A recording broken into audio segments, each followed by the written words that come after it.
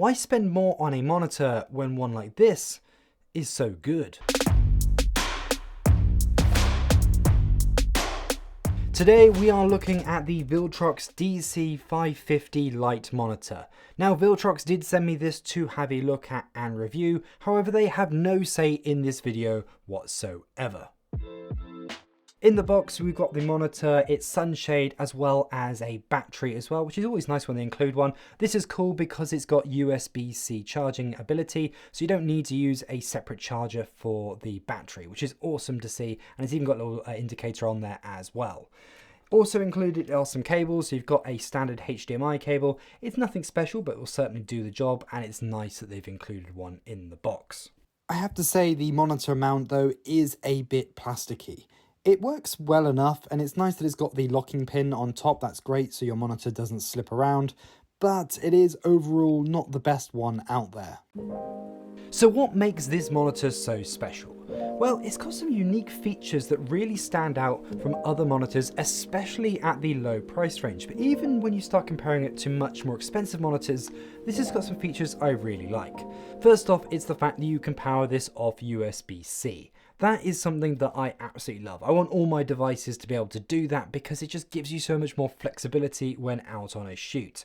If your battery dies, if you have a D-tap cable that breaks, it's just nice to know that you can use a USB-C cable, which we all have lying around nowadays with our phones, and it's always in our kit bag or even just in our normal bag.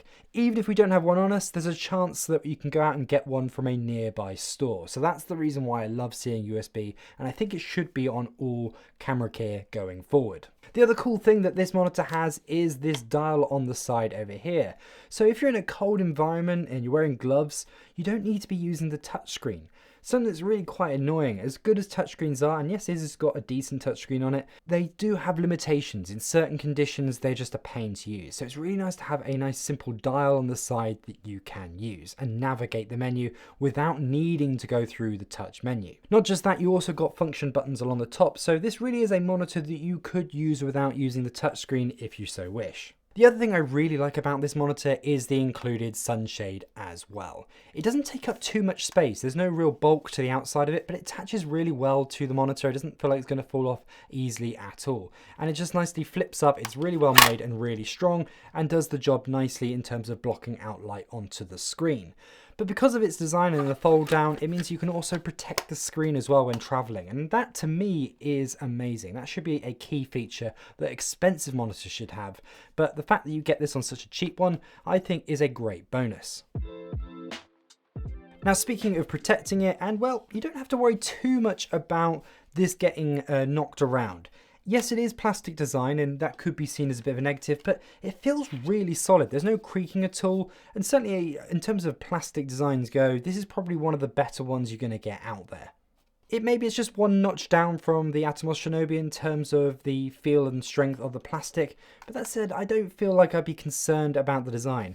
Even down to things like the protector around the knob as well, so you can't accidentally knock it when using the camera. That's really great, and also I feel like that will help protect it from being damaged in transport as well. So it's a neat slim design. It doesn't feel like anything could knock off very easily, and actually in terms of the build, I really trust how they put this thing together.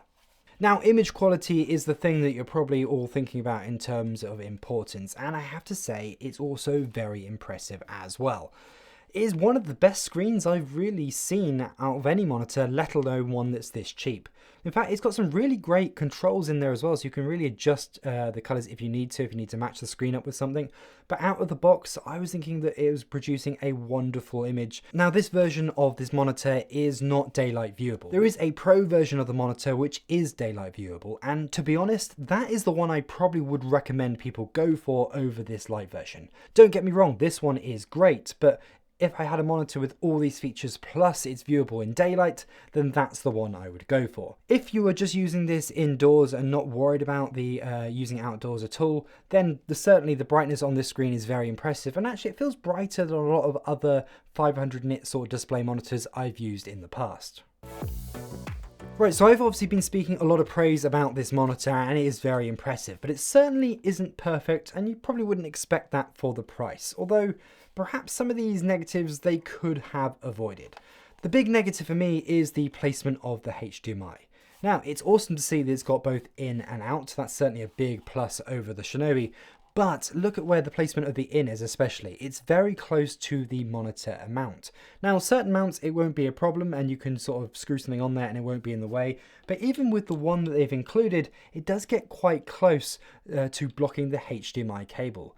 I kind of do like the fact it does come out the bottom. I know some people won't like the fact that it comes out the bottom and they'd rather come out the side or the back. But it does keep things quite neat and tidy on your rig. That's quite cool. But it could be a problem for attaching certain monitoring mounts onto the bottom of the screen.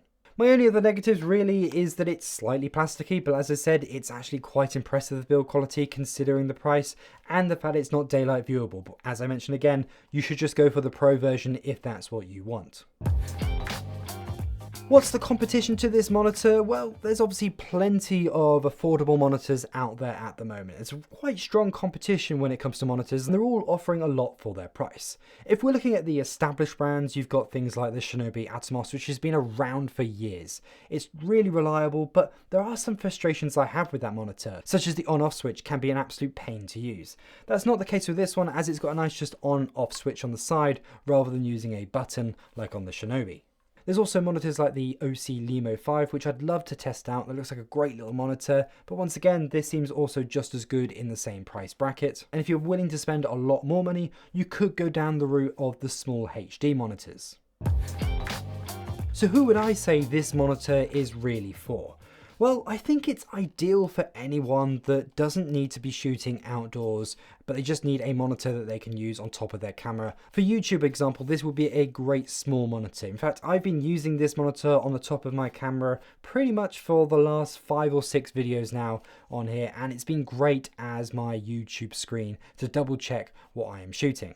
It's a great monitor for hobbyists. You're not having to spend too much money, but it's going to do the job very nicely and it's going to give you a great image. The fact it includes everything you need to get going is awesome, and the fact you can power it off USB as well just means that you don't need to go out and buy expensive equipment to actually use this monitor. Honestly, anyone doing corporate shoots as well, this is more than good enough. You're probably indoors most of the time, and then when you're outdoors, it's not too bad, the screen.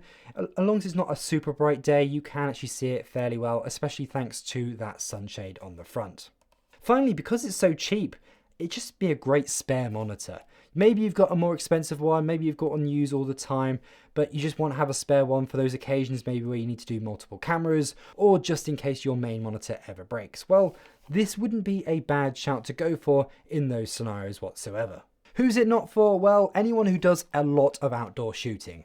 If you're shooting nearly all the time in bright sunny conditions, you know, LA, Dubai, something like that, then perhaps this really isn't a great option at all and you should look at much brighter monitors compared to this one. I'd also say it's not for anyone who's really rough with their kit. It is pretty robust, but if you're someone who drops their kit a lot or certainly abuses it more than most, then I'd say maybe avoid this one. There are stronger made monitors out there, ones like from SmallHD, which are going to cost you a lot of money, but they're going to be built like tanks and probably not break under much more stronger usage. So there you go, that is the Viltrox DC550 Lite monitor, a very impressive, very affordable monitor, which I think is a great option for anyone to go for. That USB power is just awesome to have, and the fact you get everything included in the box is also nice to see. If you'd like to pick up one of these monitors, then please use the link in the description below, as it massively helps out the channel. And if you've enjoyed this video, please like and subscribe as well. If you've enjoyed this, why not check out some of my other videos as well, such as this one right here.